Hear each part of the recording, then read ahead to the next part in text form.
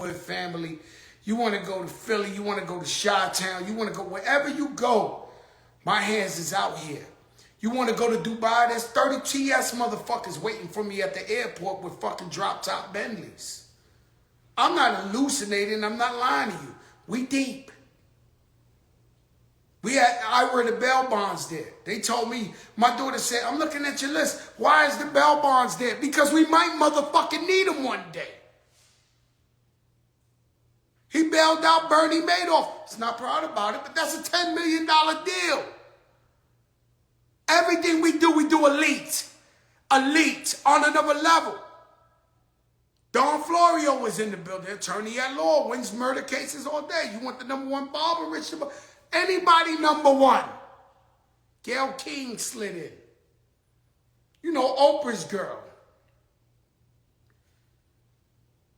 Gayle King slid in. Ari Melber slid in. Styles P came from a show in like Buffalo, 5-hour drive, roll all the way up, grab the mic, and then I get high. So I do the toast. Then I get on my shit. You know, Fat Joe's like a fake P. Diddy at his party. Maybe even toe-to-toe. Because as of late, my party's been legendary. And so I get on that mic and I make everybody feel good, but I stop the music for no reason. If you're standing around and you're not having fun, I'm throwing you out. If you're standing around and you're not having fun, I'm getting you the fuck out of here. I don't care if you're family. Didi Barber was in the building. Up NYC, Slow, Junito, Rosso, they was in the building. And so, my thing is, if you're not having fun, you come to Fat Joe party, you're gonna fucking drink. You want weed, the gumbo's there. Okay? The finest of establishments. You want champagne, there's Ace of Spades. You want food, there's steaks, there's lobsters. You vegetarian, we'll cook you up some bok choy. Don't fucking play with me. When you come to my shit, it's experience. And everybody, I said no suits this year. Let's just look fly. By the way, I was in that Valentino. I'm not for fucking play. On any level, I'm giving you hell. Shout out to 50 Cent, the Tycoon. I'm out there. Texas, I'm out there. I see you in Dallas tomorrow. I see you in Houston Saturday. I'm out there. Bum B, my assistant coach. Steven Jackson, my assistant coach.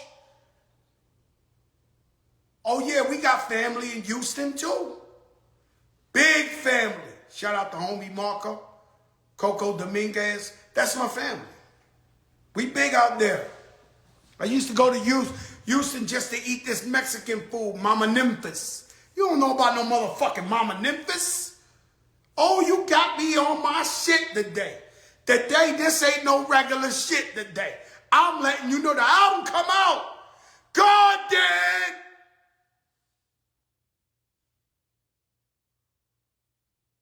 You only as good as your people, man. Everybody got to win. That's the rule. If you got me in your life, you're lucky. Because I'm loyal. But you know what? Loyalty one way out doesn't work. We need it back. Yo, Pristine, that boy Noriega got that what? Yo, let me tell you something. My brother Nori, first birthday he ever missed in New York. I came to Miami. We've been on 3 birthday dinners in a row. Cakes this big coming. Yo, when your brother love you, that nigga Noriega, yo, when he love you for real. God did. Yo, Raul, it's always been God. You knew that? More to the story is, I work at my birthday party. Why do I work? I work to make sure it's party of the year. I work to make sure everybody's dancing, having a good time, shaking their ass. That's what it's about for me. Everybody having the best time you ever seen in your life. And so we get to performing and Jim Jones say he tired. He tired of me. Mom, could I get a soda? Jim Jones is tired of me using him as the scapegoat, the guinea pig every birthday. I always put him on first when people ain't really totally ready. He goes and does the ball and does the east side fly. Why? He's a get money nigga. Fuck with him. Right? Then Jewels comes on with a bangatangs, orangutan, Hollywood, orangutans, stick it bang, and that thing just bang out and sang out the side of your right ear. Then Annie Up start to stop. Busta Rhymes hiding by the bathroom. There's a video, you can go Google it. I grab him from the bathroom, walk him all the way. Soon as he grabs the mic, the beat drops, and we go crazy. Because that's that, but you know, it got so crazy. Busta and Remy do Annie Up, and then Busta go crazy. Doom. Mary J. Blige runs across the motherfucking dance floor. She wants to smoke. She wants to smoke. Mary J. Blige jumps across the dance. She wants to smoke. Anybody who's addicted to Diet Pepsi like me, this is it. When you hear that in the middle of the night, because I got a fucking refrigerator in my room, people smoke crack, people shoot dope, people gamble too much, it's Diet Pepsi for me. I'm addicted. I am a true believer. And so, a lot of people stand over here and they try to act regular. So when you my brother or you my sister and you see his Fat Joe, you try to act like he's a regular guy. But we know he's an icon. We know he's a legend. We know he got number ones. But Mary J. Blige, she's in my house every other night, just eating my food, talking shit, popping shit, telling stories. But every time I'm with Mary, I realize she's an elite. She's on another level. Mary is more than a motherfucking legend. She's an icon, something bigger than that. And so Mary, when she come to my parties, I try my best not to put her on the spot. This time I left her alone. We was turning up on our own. It was so lit, going so crazy, she lost her fucking mind and ran across the whole shit. Grabbed the mic, started talking her gangster shit, talking about Remy. She loved Remy. Busta told her, DJ, throw the shit on, man. Throw something on. She won all the smoke in that motherfucker that night. And she started, real love, or I want to be happy. And it's like,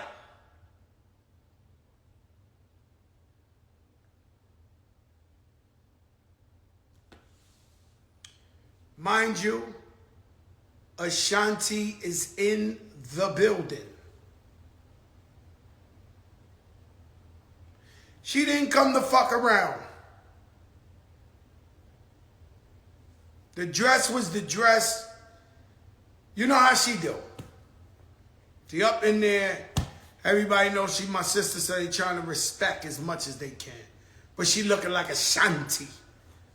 She get on that mic and, oh, I just want to get close to you. Oh.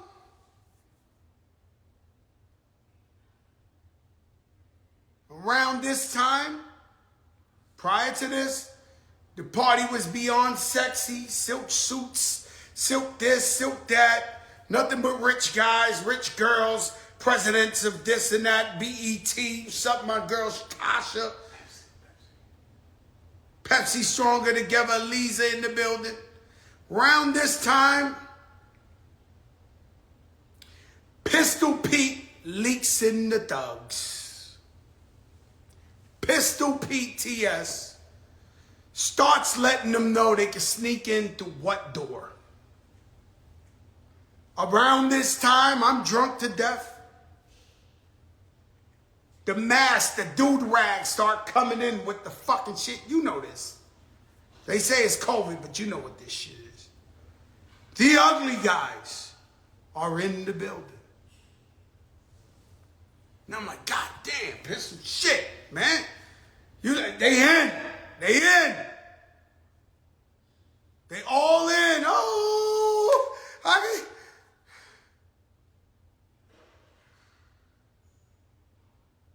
God damn. We kept this so small. Okay? There's brothers of mine, sisters of mine, so many people that were upset. You know, Fab, I don't know why they didn't call Fab. I didn't know why they didn't call Lala. I don't know why. Everybody mad at me. But Pistol got to bring the ugly ones in. Mind you, they're my brothers. Mind you, I love them with all my heart. But these guys, okay, just these guys. And so they had a great time, no problems, no nothing. But these the guys, okay? And they're there. They came like he just let them in. I don't know. I turned around everywhere I looked. There was a five clip. Mind you, they're my guys. I love them to death. But goddamn, Pistol, you might get what we call that shit? Banned? What is the postponed? What is it? What do you call the shit? Like Pistol, you might not come next year. What is that? Like boycott? He might be, damn, Lordy don't know. She jumped up. You might get boycott from next year's party, Pistol. I'm telling you. Canceled. Nah, I won't go that far. That's my brother can never get canceled. But goddamn, man, the man, you know, it's the thing. I know he wanted to, everybody knows it's the party of the year. And it's not even a party, it was a dinner. But now the shit looking crazy. And Pistol felt, yo, the guard is drunk as hell. He felt like it was only, it was only like maybe an hour left, right, Rich? It was late. The party was over at 2. It's like around 1 when he let him in. And, man, sanctioned? I mean, listen, that mother suspended, motherfuckers got some name. 88? yo, 86? Yo, motherfuckers got some, yo, Cause you know, blackballed. Oh my God, yo, Rich, why they got so many words for this shit? And so, red flagged, blocked. Damn. No, right? Rich came through with that sky blue silk, icy, holding the door. He got to really work. When we party, he works because he got to make sure the insectos. If you're a real body from back in the day, you know what the worst shit you could call is insectos. He got to make sure the insecto don't get in the motherfucker.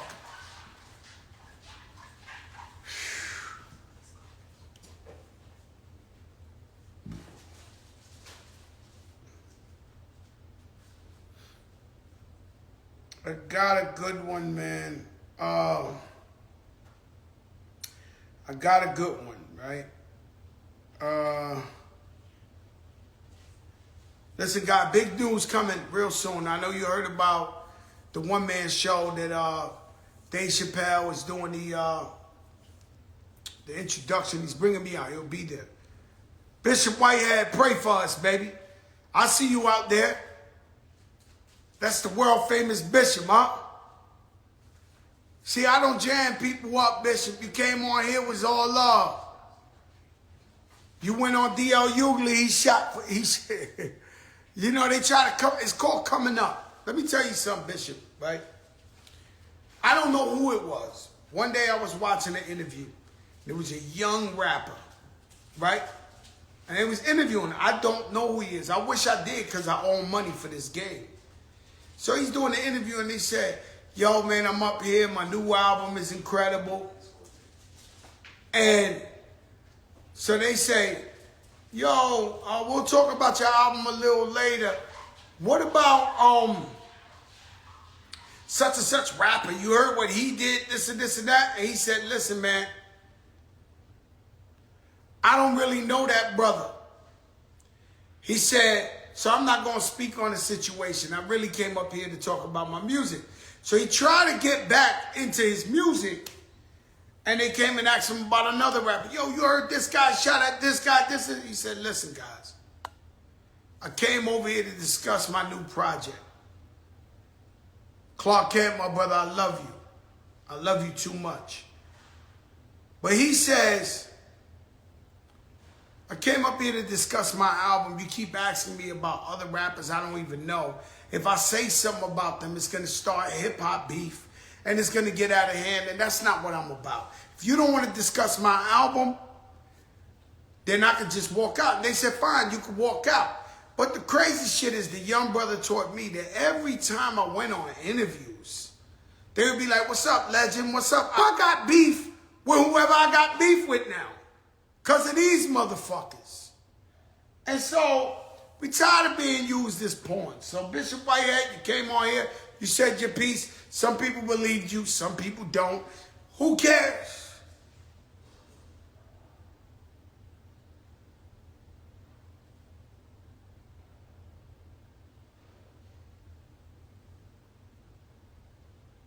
Shout out my brother Artie Clay, Tony Montana was in the building.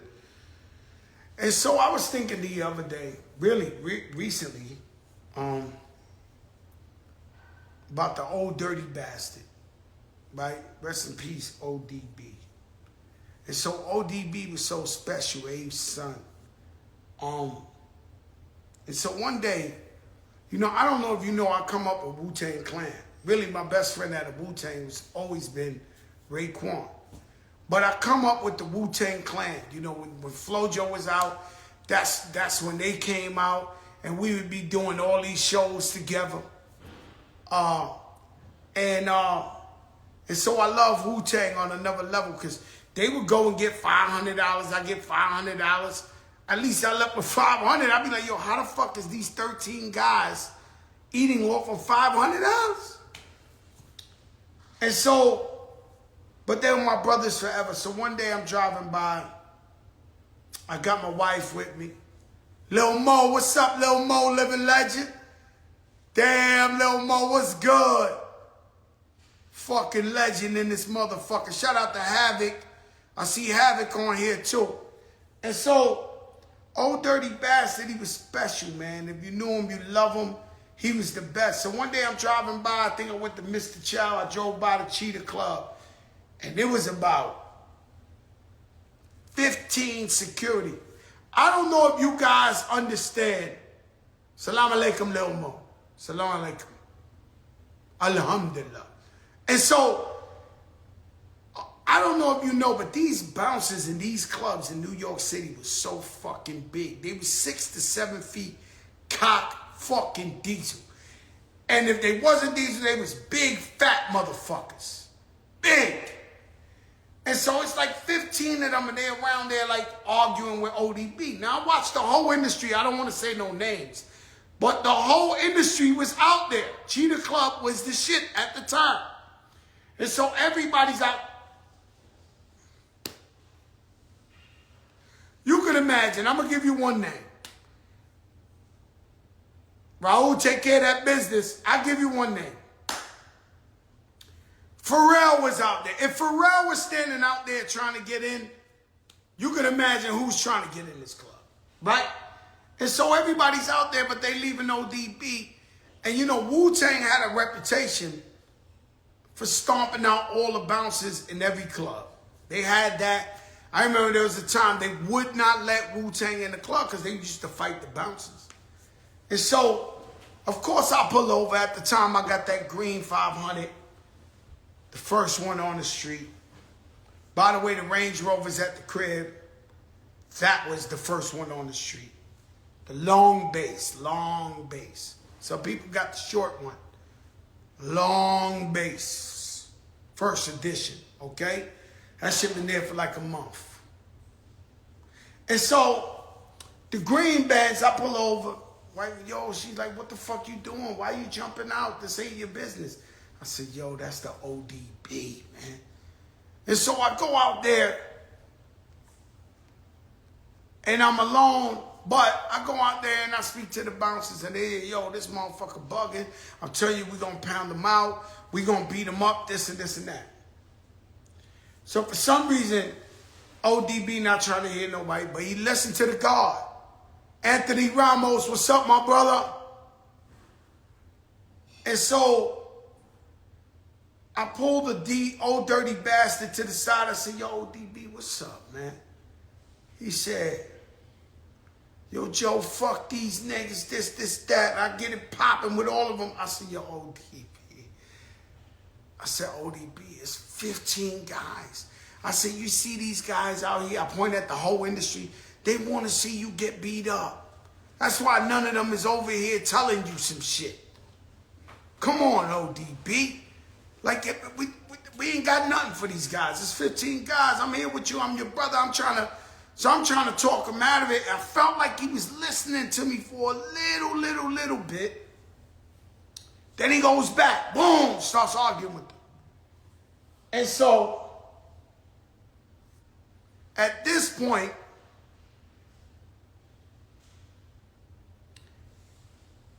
he's talking to the bouncers and he says, this real shit, guys. Do you see him? Can you see him? And I'm like looking at ODB. It's the killer bees. They climbing down the buildings.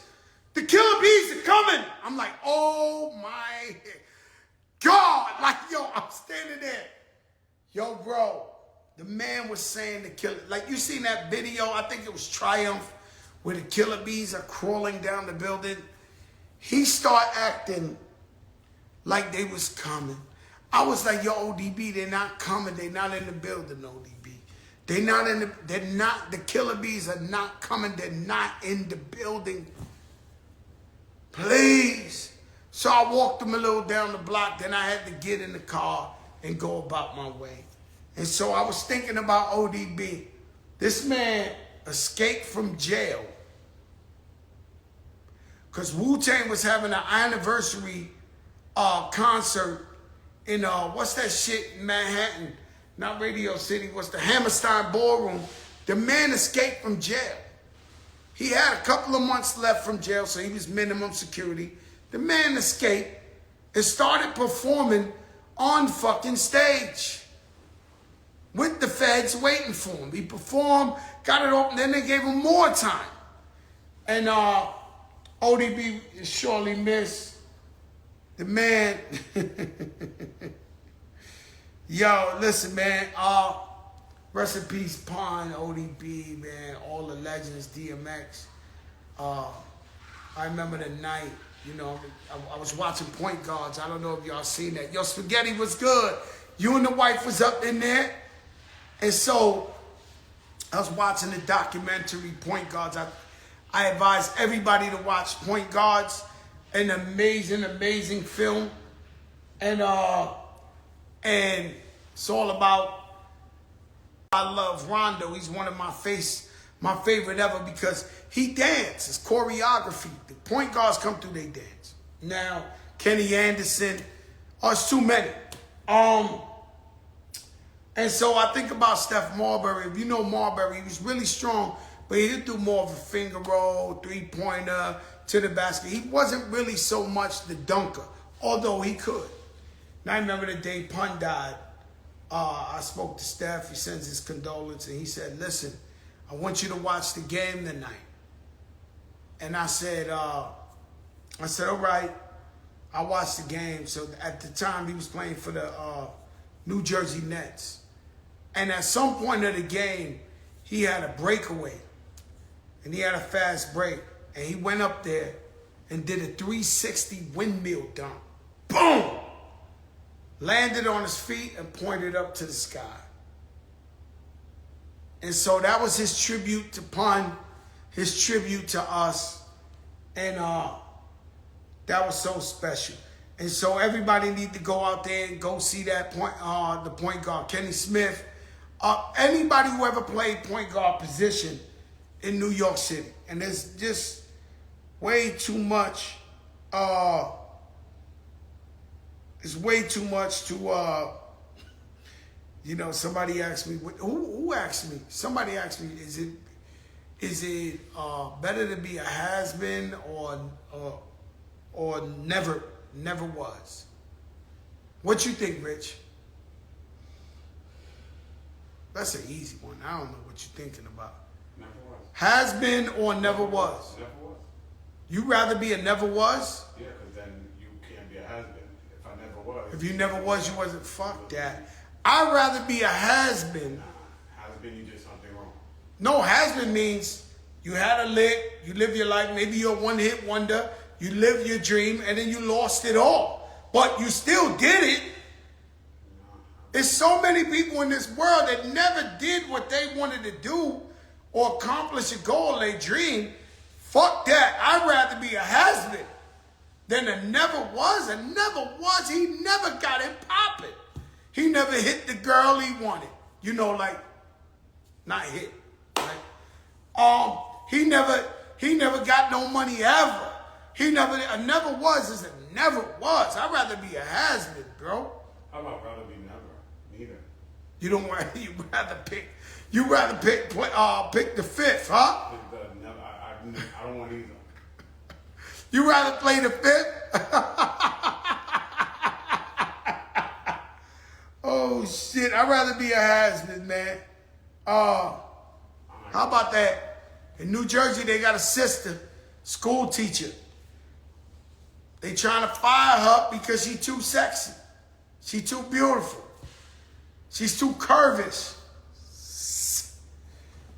We had a teacher. I had a teacher. I'll take the blame. I had a teacher named Miss Noel, who was and I was young, but I knew that Miss Noel was fucking beautiful. No matter what, CS 146, I knew that she was a special one. But there's a teacher out there in Jersey that is a special one. And so they sick, the parents are sick because they come and they bring in the kids. The kids is, look at my mom, she came on here laughing. You know Miss Noel, she's a nice lady. You remember her. And so, this school teacher, I say, let the women be great. Can you fire somebody for their looks? Can you fire a teacher that's ugly? No, that's discrimination. Could you? Yes, discrimination. But so how could you fire a teacher because she bad? That's discrimination too. She got a case.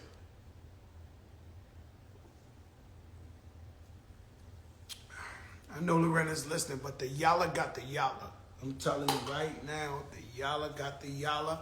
And boy, leave that woman, let her be great. Please.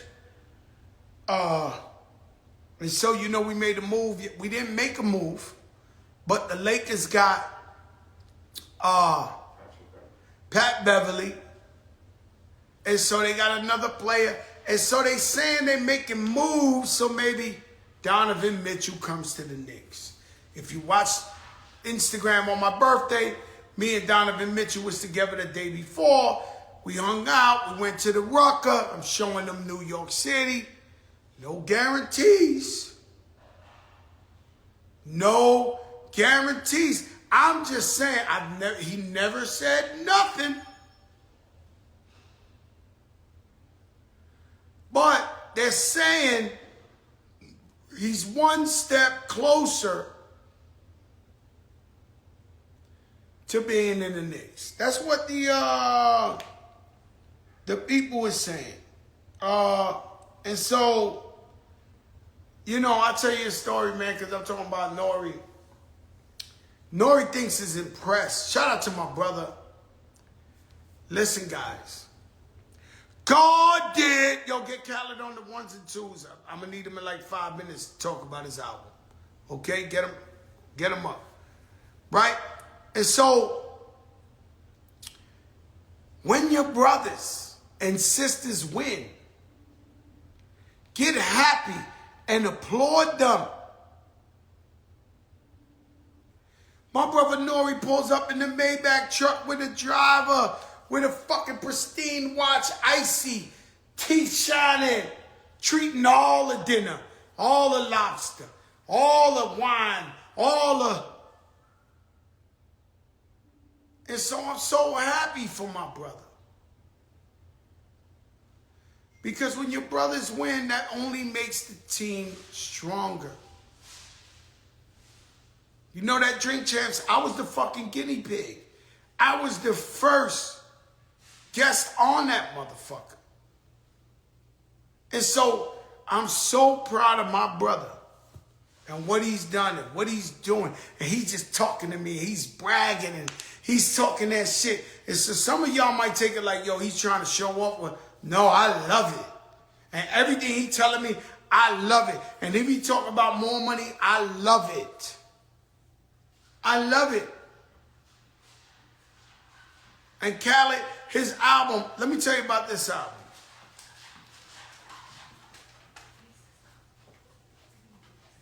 Let me tell you about this album.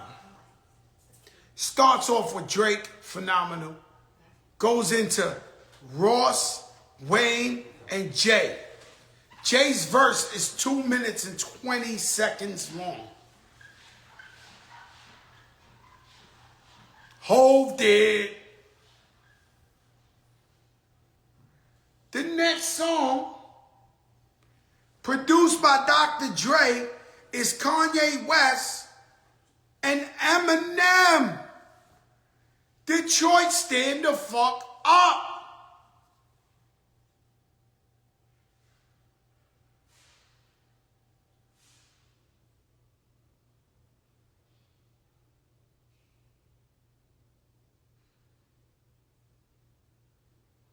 You gotta be fucking kidding me.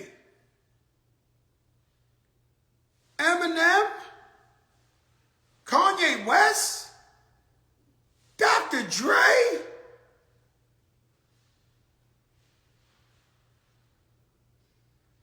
God did. Stop lying to yourself. You can't do that shit.